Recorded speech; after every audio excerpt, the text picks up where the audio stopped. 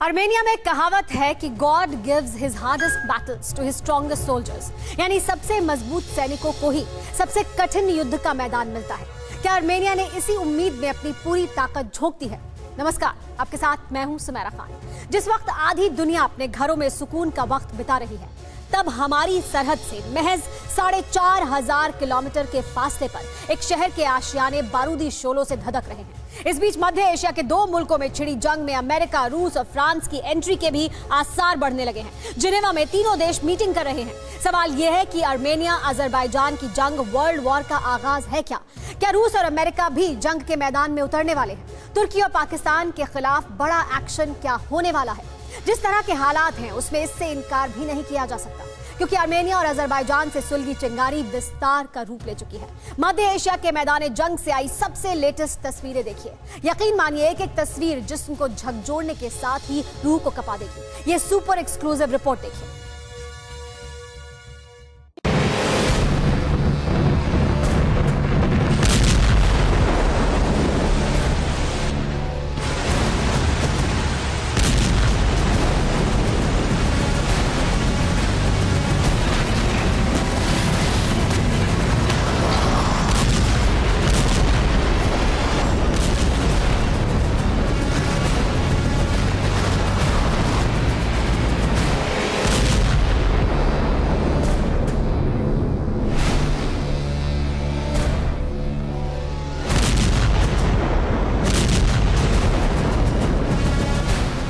सरहद पर जाते वक्त मां ने घर से खाना बनाकर भेजा था।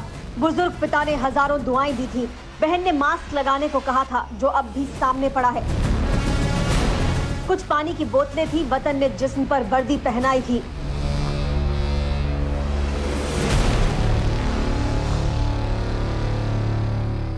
हौसला दिया था, उसी हौसले से लड़े, खूब लड़े, और जब हिम्मत जवाब दे गई तो वतन की माटी के लिए जान न्यौछावर कर दी।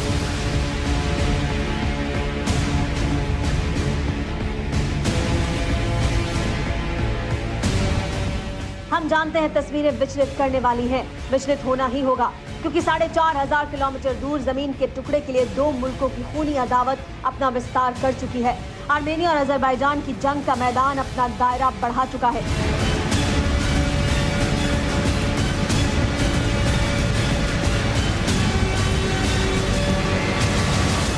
आर्मेनिया अजरबैजान की जंग में अब तक 21,000 से ज्यादा लोगों की मौत हो चुकी है। इनमें 8,000 से ज्यादा आम लोग शामिल हैं। युद्ध में आर्मेनिया के 4,500 जवान मारे जा चुके हैं। वहीं अजरबैजान के 7,000 से ज्यादा जवानों की मौत हो चुकी है। दोनों देशों के शहरों में हो रहे हमले में बड़ी संख्या में आम लोगों की भी मौत हो रही है। टैंक, तोपें, लड़ाकू विमानों से लेकर मिसाइलें तक बारूद बरसाने के बाद खुद निशाना बन रही हैं।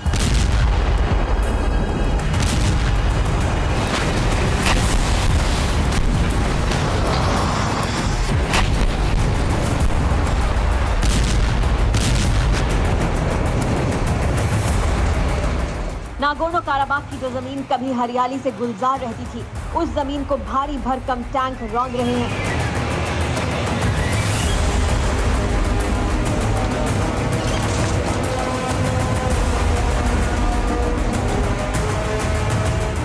तो आसमान बारूदी धुएं में सिमटा हुआ है, लेकिन अजरबैजान और तुर्की की ताकत के आगे आर्मेनिया का बच्चा बच्चा सीना तान कर खड़ा है।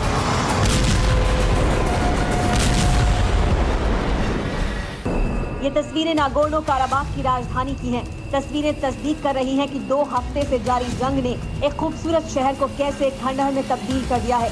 घर की दरो दीवार अजरबैजान के बारूद से बर्बाद हो चुकी है।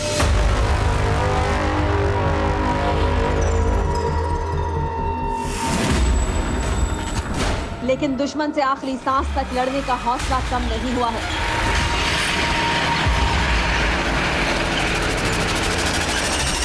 सवाल यह है कि आर्मेनिया अजरबैजान में समझौते की गुंजाइश खत्म हो गई है। मध्य एशिया के युद्ध का मैदान ईसाईयत बनाम इस्लाम का रूप लेने लगा है। क्या अजरबैजान और तुर्की के खिलाफ ईसाई देश एकजुट होने लगे हैं?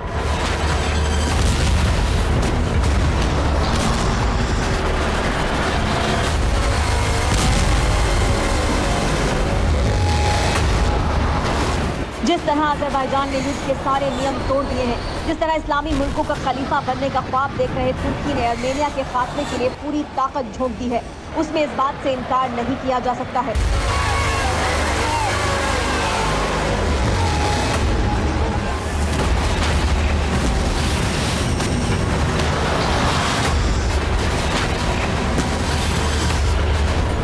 अजरबैजान आर्मेनिया के सिविलियन इलाकों पर लगातार मिसाइलों से अटैक कर रहा है। तुर्की ने अपने आईएसआईएस के लड़ाकों को मैदान में उतार दिया है आर्मेनिया के खिलाफ। पाकिस्तान ने भी पाकिस्तान की जमीन पर ट्रेंड आतंकियों को मैदान में उतारा है आर्मेनिया के खिलाफ। लेकिन बात अब इससे कहीं ज्यादा आगे बढ़ चुकी है।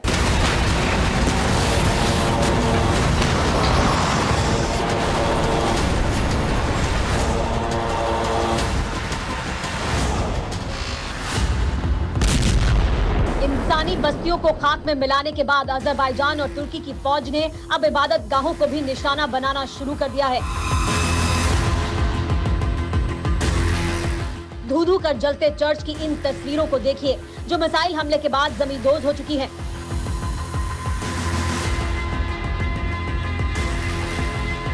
चर्च के भीतर हुई बर्बादी का मंजर बता रहा है कि हमला कितना जोरदार था।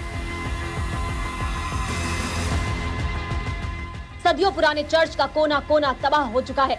इतना ही नहीं, आर्मेनिया के राष्ट्रपति ने जानकारी दी है कि नागोर्नो काराबाख में अफगानिस्तान के आतंकियों को भी भेजा जा रहा है। तुर्की ने अफगान आतंकियों से समझौता किया है। अर्दोगान ने अफगान आतंकी गुलबुद्दीन से समझौता किया है। तुर्की पहले ही आईएसआईएस आतंकियों को आर्मेनिया के खिलाफ भेज चुका है।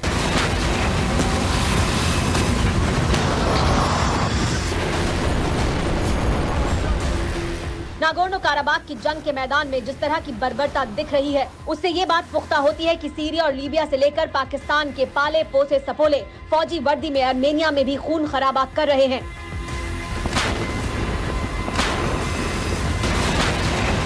इतना ही नहीं, पाकिस्तान आर्मेनिया के बेगुनाह लोगों पर अजरबैजान को चीन से खरीदे गए जेएफ थंडर फाइटर प्लेन देने वाला है।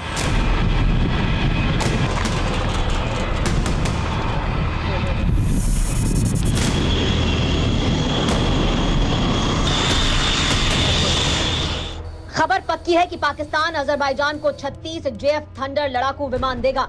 इतना ही नहीं, इन विमानों को उड़ाने के लिए पाकिस्तान से पायलट भी भेजे जाएंगे। बदले में अजरबैजान पाकिस्तान को 10 साल तक सस्ते दाम में तेल बेचेगा।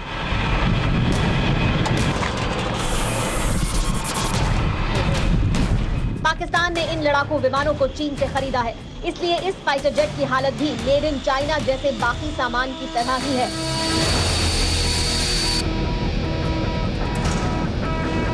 कहने को ये तीसरी पीढ़ी का फाइटर जेट है, लेकिन दुनिया इसे चीनी कबाड़ से ज्यादा कुछ नहीं समझती। लेकिन इस बात से इतना तो साफ हो चुका है कि एक एक कर इस्लामी मुल्क अजरबैजान के साथ जुड़ने लगे हैं और इसी वजह से फ्रांस और रूस जैसे ताकतवर देशों की त्योरियां चढ़ने लगी हैं। सवाल यह है कि पुतिन के दिमाग में क्या चल रहा है। पड़ोस में लगी जंग की आग पर पुतिन का क्या कहना है, खुद सुनिए।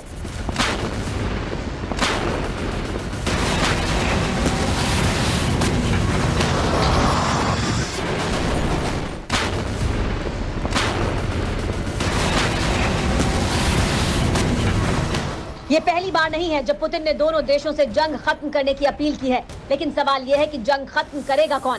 बेगुनाहों पर बरसते इस बारूद को रोकेगा कौन? क्योंकि तुर्की और पाकिस्तान के कंधे पर सवार होकर गोले दाग रहे अजरबैजान ने समझौते की हर गुंजाइश को खत्म कर दिया है।